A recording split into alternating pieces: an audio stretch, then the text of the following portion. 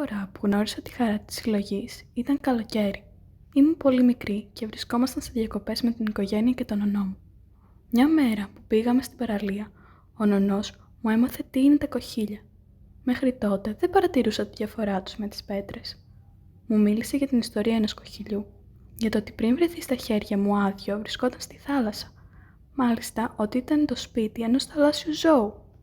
Μπορεί να ήταν καβουράκι ή σαλιγκάρι. Εκείνη τη στιγμή όλα άλλαξαν για μένα. Οι σκέψεις στην παραλία δεν ήταν ξανά ίδιες. Αφού μου τα είπε όλα αυτά, το παρότρινα να βρούμε μερικά ακόμη. Εκείνο το καλοκαίρι ο νονός μου έμαθε να βρίσκω κοχύλια. Τα επόμενα έμαθα να τα μαζεύω, να τα ξεχωρίζω και να τα αποθηκεύω έως ότου τα επιστρέψω στην παραλία. Άλλωστε δεν θα μπορούσα να τα κρατήσω όλη μου τη ζωή. Κάτι τέτοιο συμβαίνει και για μένα με τις στιγμές.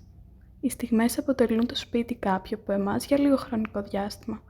Μετά βιώνουμε άλλες και οι παλιές μένουν στο παρελθόν, για να τις βιώσει κάποιος άλλος. Αρκεί να τις συναντήσουμε, ίσα για να τις επιστρέψουμε εκεί πέρα που τις βρήκαμε.